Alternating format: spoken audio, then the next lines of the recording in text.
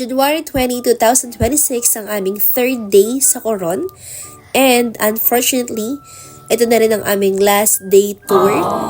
Kaya sulitin na natin ang aming swimming time kasi mga swimmer naman kami. Charis! Charis! Apaka-cute naman ng voiceover ni Matt ng Charis. So for today's video, ang destination namin dito ay ang Banul Beach, Skeleton Wreck, Barracuda Lake, and the most famous one, ang Twin Lagoon. Yes, ayan yon. Napakaganda dyan. Dapat 1 hour lang ata kami dyan, pero nag 1.5 kasi nga isa-isa pa kami nagkayak, nila mama, sila tita, diba? Kami na lang talaga yung laging cause of delay. Charis! Yung highlight ng Twin Lagoon, pag ganitong low tide, you have the chance na makalusot dun sa ilalim ng limestone cliff. It's either yuyuko ka or dadapa ka, kasi pag hindi, may chance kang mabukulan. Charis! Pero, pag high tide naman yung water, yun yung purpose ng hagdan. Doon ka dadaan para makapunta ka sa other side ng lagoon. So at this moment, we're waiting kasi as you can see din naman na ang daming na traffic doon sa Lagusan, papunta sa Encantadia. Charis! Oh, good! Oh, okay, lang. Hala, baka umangga tayo. Matt! Huwag kang malikot, Matt!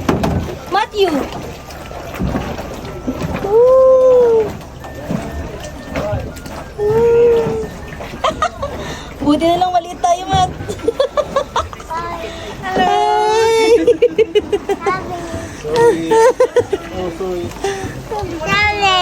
Sorry.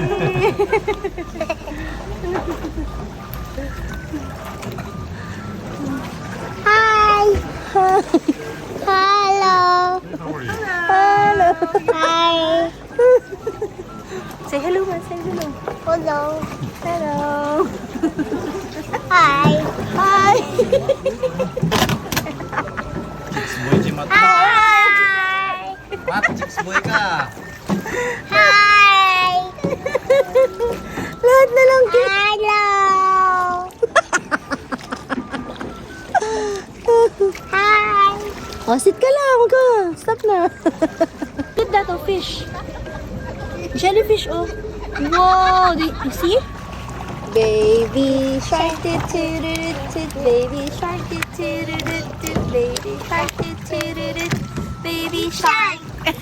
Mommy shark, mommy shark, mommy shark, mommy shark. Rock! Oh, init! Tarigis, parang ako ditong lechon.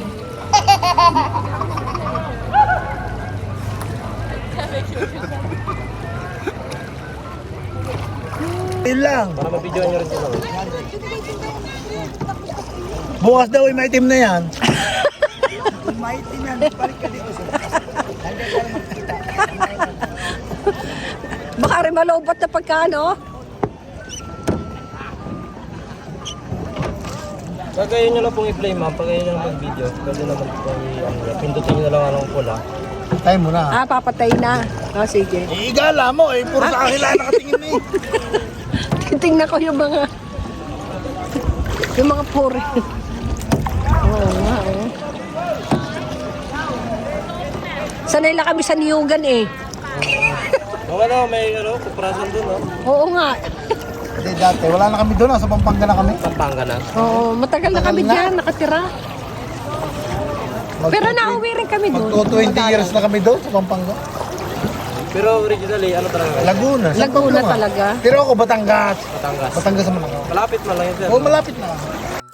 So after namin ni Matt, ang next naman na nagkayak is si Momsy and si Popsy.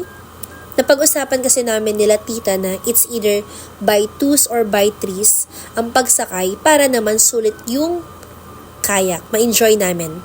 At syempre, dahil masyado kaming talented lahat, meron kaming taga-paddle. Charis! At ang liit lang talaga ng mundo kasi yung tour guide na napunta kila mama is taga Laguna din daw. Siya si Kuya Joel. At this moment, ang swerte nila mama at papa kasi walang katao-tao sa Lagusan papuntang Encantadia. Charis! Walang traffic kumpara dun sa amin ni Matt na nag-intay pa kami. At ang diskarte namin para masulit ng lahat, pagkalusot dun sa limestone cliff, babalik agad para hindi sayang yung oras. Kasi yung nangyari sa amin ni Matt, umikot pa kami kaya natagalan kami. So yun.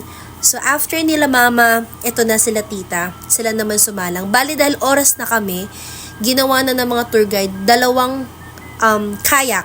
Isa kila Tita Use at kay Tita Ian, and then solo si Tita Edna. O, diba? Ang pretty talaga ni Tita. Charis! And mukhang nag-enjoy naman ng lahat kahit nagmamadali kasi oras na talaga. At lagi na lang kaming iniintay yung grupo namin. Lagi kaming late. At ito yung video nila Tita Use and Tita Ian. Nakitang-kita yung limestone. Oh, may paa. So, ibig sabihin, may tumawid dun sa hagdan, papunta sa kabilang lagoon, kahit hindi siya high tide. So, pwede pala yun. Diba?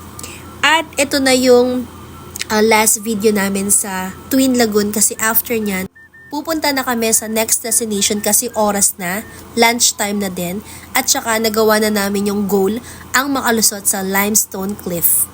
So, ito na ang favorite ng lahat, ang lunchtime. Yes, kasi after ng 1.5 hour namin, doon sa Twin Lagoon, ng pagkayak, ng pag-swim, napagod ang lahat. Kahit hindi kami nag-paddle. So, ito yung Banol Beach, na ito yung stopover namin, 1 hour para kumain.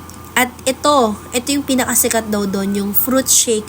Ang mahal kaya niyan, 300 yan. Yung isang cup na yun, promise. Pero dahil ilan yung order namin, naging 250 na lang. Pero mahal pa rin. Pero masarap siya kasi fresh fruits. Like dragon fruit, pineapple, banana, apple. Yun daw yung mga combination nun. Kaya talagang fresh and masarap.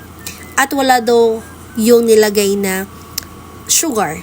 As in talagang literal na fresh fruits lang. At dahil busog na ang lahat, kita nyo naman ang tiyan namin, ang lalaki. Kasi kami na lang yung naiwan dun sa table. Nagsisimot pa kami ng mga hipon, ng isda, pusa, yarn. Charis. At yun nga, dahil may energy na naman kami, nagpa-human draw na naman ng mga person. Ganyan kami kalakas. Charis! Matt, high five, Matt! High five!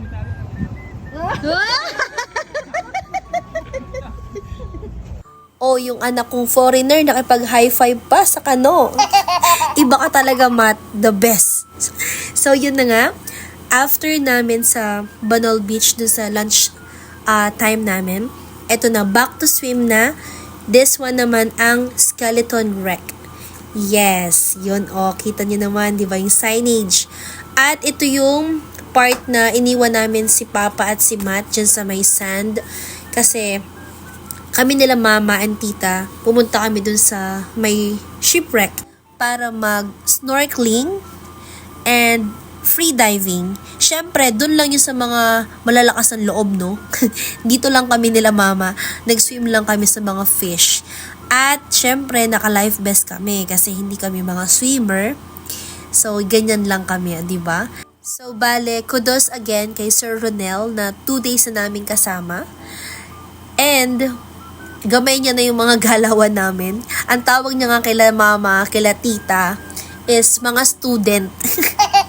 Kasi nga, siya yung taga-hila nila pag napapagod na mag-swimming. Especially kay Tita Edna, lagi siyang naka-life vest na, nakahawak pa, nakatali pat lahat-lahat. At syempre, meron dito si Tita Edna. Talaga namang pinalakpakan namin. Dito sa camera. Ready, 1, 2, 3, go. Oh, lubog. Kaway sa camera. Kaway sa camera. Sa ilalim. Sa ilalim ka magkaway.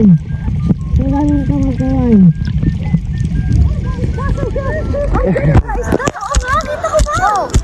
Sa ilalim ka magkaway.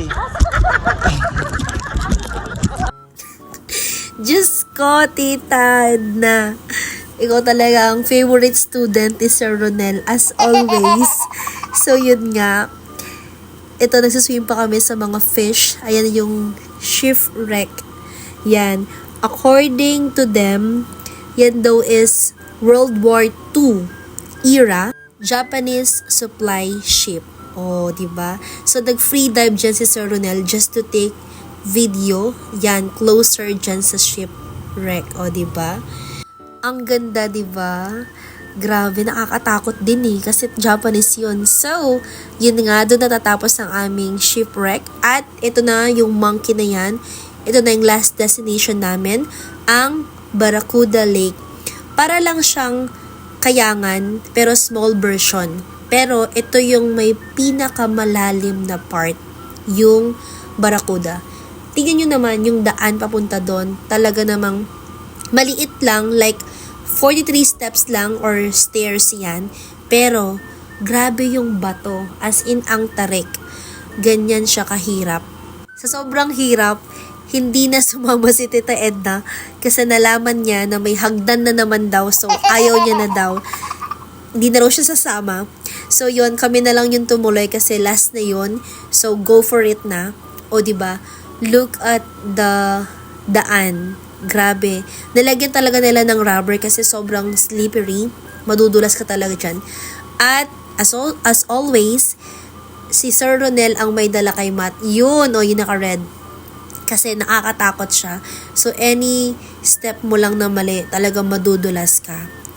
At eto na, o diba ang dali lang, konti lang kasi yung steps. Kumpara sa kayangan na almost 300, diba? Ang tarik nun. O ito na yung Barracuda Lake. So this is a mix of fresh and salt water. Perfect for scuba diving and free diving. Syempre, hindi kami yon, diba? Life best is life. Cherries. Pero, hinamon ako ni Sir Ronel, yung tour guide. What if alisin ko raw ang life vest at mag-free dive ako? Sige, go! Ako pa ba? Sige, kahit mukha ko dyang balyena. Go lang, diba? For the sake of video and experience, G tayo dyan. At, dyan na po natatapos ang ating tour for today's video. At after nun, pumunta kami dito sa Santinos. Dito yung pinaka-recommended ni Aubrey. Sabi niya, Ate Jen, huwag kayong aalis ng corona, hindi kayo nakakakain dyan sa Santinos. That is one of the best. Yes. So, yon, G tayo dyan. Diba?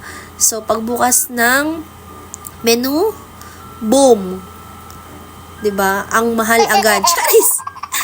2.3, 2.8, ganon. Pero, tingnan mo naman, baby back ribs pa lang, panalo na. Ultimo buto, pwede mo nang kainin sa sobrang mahal. Charis! Pero grabe, ang sarap. Legit, masarap siya. So, kung babalik kami ng Coron, babalik din kami ng Santinos. Hanggang dito na lang ang ating day 3 kasi pagod na mga person. So, thank you so much for watching. Bye!